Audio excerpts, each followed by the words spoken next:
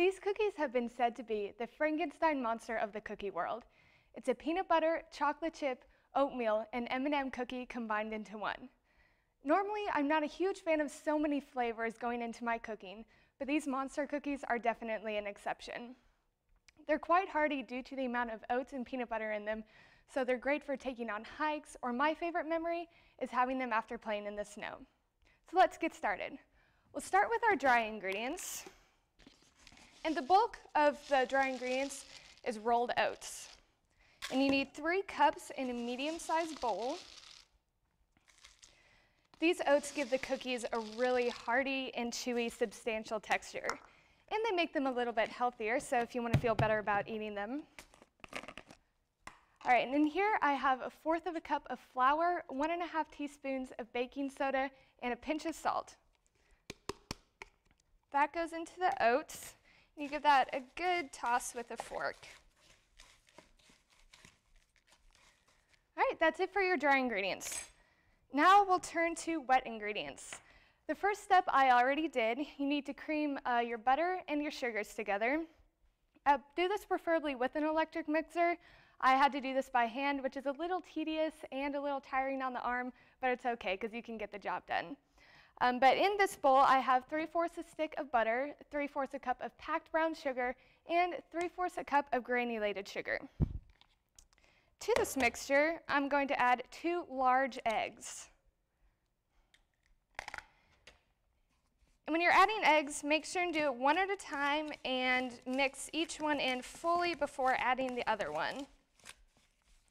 And one thing I love about this recipe is it's so versatile and adaptable to different festivities and holidays because of the M&Ms in here. You can use red and green for Christmas, orange for Halloween, or pink for a girl's birthday party. It's up to you. And you can go on to M&M.com and buy whatever color you like in bulk, which is really fun. All right, as you're adding the eggs, make sure you scrape down the sides of the bowl just to get everything in there. Mix it in really well.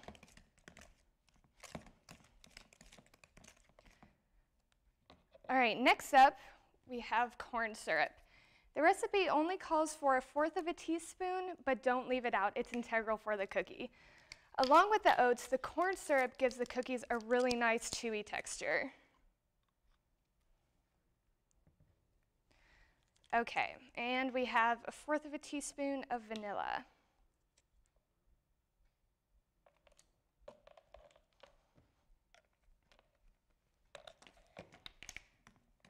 And the last component to the wet ingredients is peanut butter.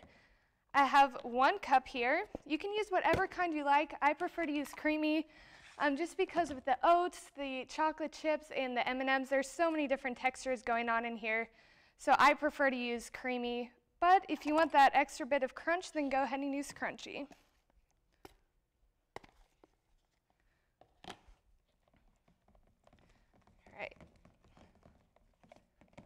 All right, now we have our wet ingredients and our dry ingredients. It's time to add those together. Add the dry ingredients to the wet in 3 separate additions. This is just to make sure that everything is evenly distributed and it's a lot easier to mix in. One thing I want to mention about these cookies is just because they're called monster cookies doesn't mean they have to be monster size. When you bake cookies smaller, they'll come out taller and just have a better texture overall. You might not think that there's enough wet ingredients in here to moisten all the oats, but don't worry. Once you work it in there, you will be fine.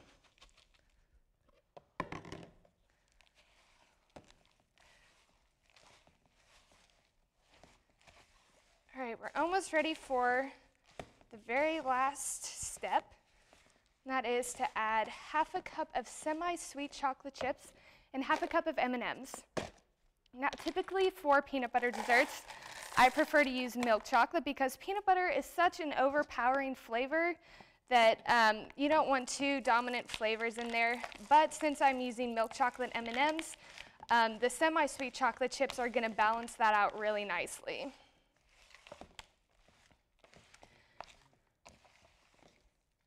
All right, and here we have our finished product, but it can't be baked quite yet because it needs to chill in the refrigerator for at least 5 hours.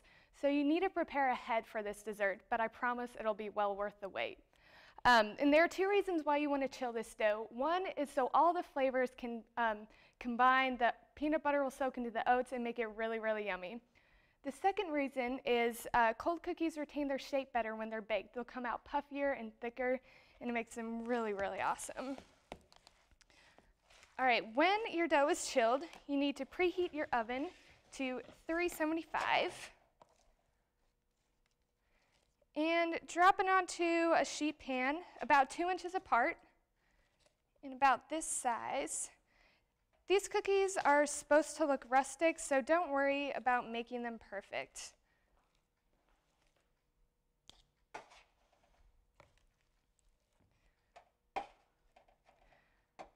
Right, and once they're finished baking, they should come out like this. And when you share these cookies with people, I guarantee you'll have so many new best friends. I can't tell you how many people have come up to me and asked for this recipe.